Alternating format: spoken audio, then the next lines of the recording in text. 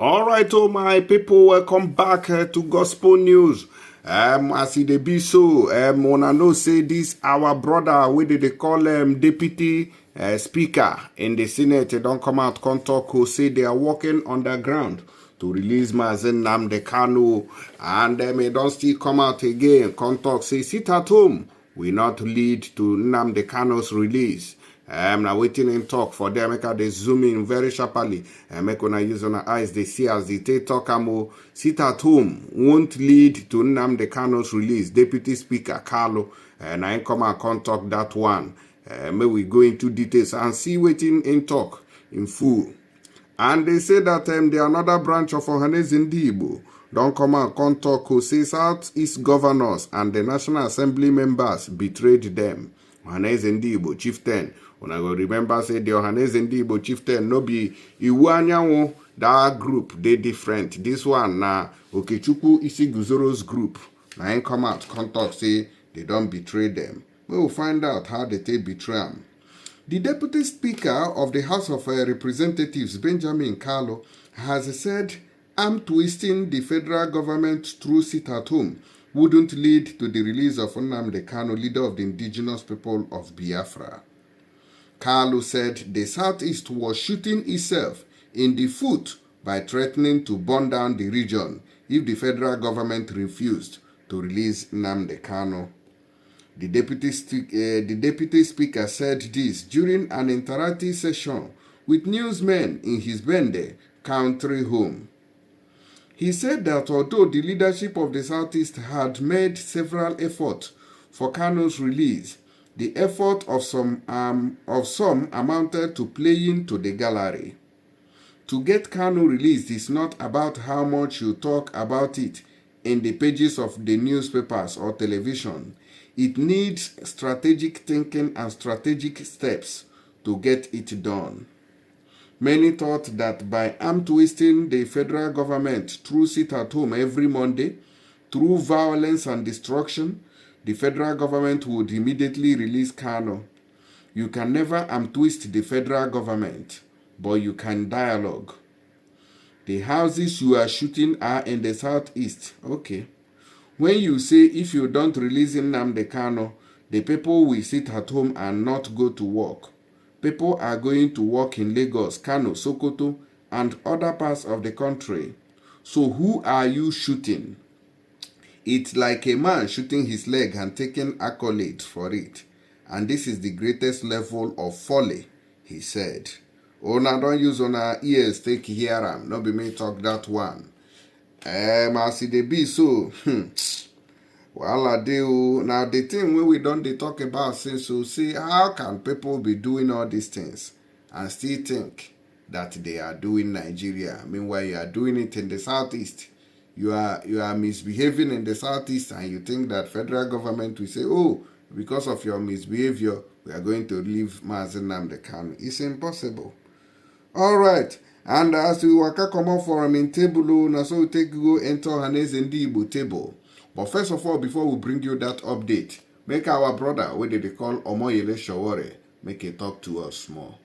President of TUC, Lale Quadri, and all the organizers, particularly the organizer of this event. I wish that Dr. Mimiko had not left, because he's from my state, and I would have loved to renounce some of the lies he told here today. You saw that, wait, please. You noted that when he was saying that he belongs to a political party, he couldn't mention the party, because he has gone around all the parties. But the discussion about him is for another day. The other thing I wanted to talk to him about, and the labor movement, this is very important. The labor movement had become the orphanage of politicians who have lost out of their regular places and spaces. And that is the biggest problem of the labor movement, that you accept all kinds of characters when they lose out where they naturally belong. And that is why you are probably here today. On my own level, something happened on my way here today, and it underscores where we are in Nigeria. I read in the newspaper that some kidnappers kidnapped somebody. They got 12 million as ransom from the victim. But when they were sharing the money, the leader of the kidnap group cheated the others. He gave the guys who went for the most amount of risk 200,000 naira. Do you know what they did? They went to the police to report him that he cheated them. That tells you where Nigeria is today. And as I'm talking to you, the police is investigating why the others were cheated without arresting them for kidnapping and collecting ransom. This particular story I'm telling you is true, but that is where Nigeria's leadership is today. They have kidnapped our people, their aspirations for the future, and their ability to survive. And they come back to the people, possibly in 2023, to report themselves, though we have cheated you so much. But among those of us who cheated you, some have also cheated us. Please vote for those of us who are cheated. That is where Nigeria is today. I ask sometimes why we hold this kind of meetings. I'm sorry. Why? We have some of the most competent people seated here with us today. Professor Jega, I've had 2 encounters with him. One was when he was chairman of ASU, national president of ASU. They came to the University of Lagos. I was president of the University of Lagos Student Union. Their building was surrounded by the DSS. We went there and liberated them. And they continued there. So he was one of the best ASU presidents I've ever met. And nobody talks about it. They only talk about INEC.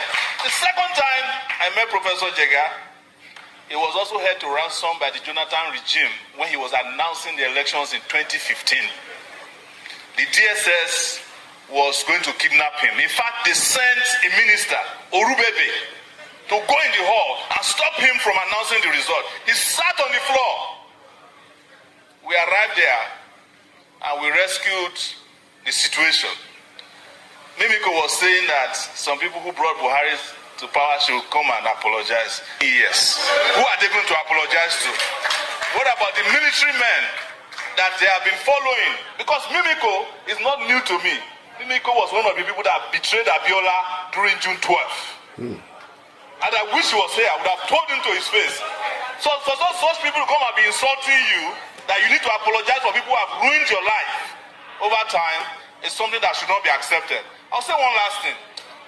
Let's stop fooling ourselves. You have competent people to run this country.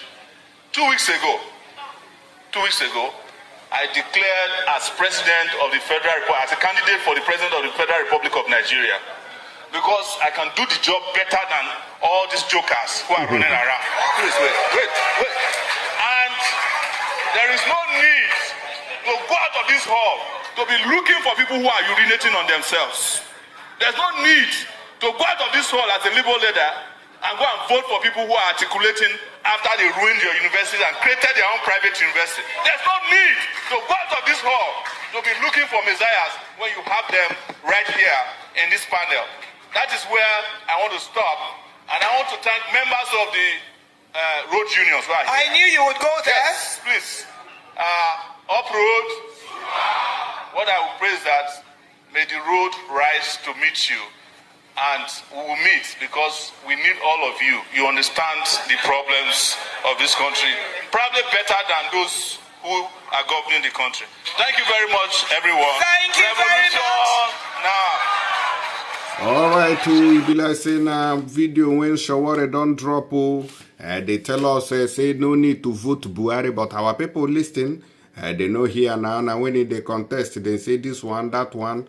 They know here now, so they take carry the matter. Go give Tinubu how market today. Give Obina no way. Then rig even P2B self. Then rig P2B join. Okechukwu Guzore, chieftain of the Ohaneze Ndigbo socio-cultural organization, has accused Southeast governors and National Assembly members of betraying Igbo people. How? Let's see. Isi Guzore accused Igbo leaders of using deceptive tactics under the guise of agitating for the release of Nnamdi, Kanu, leader of the indigenous people of Biafra, IPOB, to gain political favor in the region. In a statement he signed, the factional secretary general of Ohaneze Ndigbo said these Igbo political leaders have shown a lack of genuine commitment towards improving the Southeast and ending the ugly situation of insecurity in the region. According to Isi Guzoro Haneze Ndi Igbo, the Apex Igbo Socio-Cultural Organization has called for an end to the deceptive tactics employed by Igbo political leaders, which is the Southeast governors, senators, House of Representative members, and others, about the release of Nnamdi Kanu. It has become a disheartening trend among Southeast political elite to exploit the dire situation of the Southeast for their political gains. Unfortunately, many Igbo political leaders have proven to be renegades against the populace, feigning concern for the release of Kanu while manipulating the prevailing insecurity challenges to sustain their political positions and privileges. This deceptive behavior is a betrayal of the Igbo people, and Ndi Igbo must recognize this truth. Unlike their counterparts in Afenifere, Pandef, and the Middle Belt, political leadership and elders who prioritize the welfare and well-being of their people, these Igbo political leaders have shown a lack of genuine commitment towards the betterment of our Igbo and ending the ugly situation of insecurity in the Southeast. While there are a few honest Igbo leaders, they have unfortunately chosen to retreat. Now the things where we dey talk about put be that one who say, as we dey talk about the insecurity where they ravage the Southeast, people suppose put mouth so that this thing go stop. And the people where they responsible, we have to stop and they stop buying their brothers and sisters. But when you talk you go see say nobody is talking about it. What they will do is to complain whenever the bullet, when we they talk about, shout, but they no shoot whenever it hit them. You go see them come out on social media, begin the complaint, say, see you, it don't happen, oh, see me, oh. And it go be like, say, nobody they talk. So, we'll still continue to condemn all these criminal activities, kidnapping, car snatching, and all sort of rubbish where they go on inside the Southeast. I go see you now for the next update. Thank you, and God bless you. Bye-bye.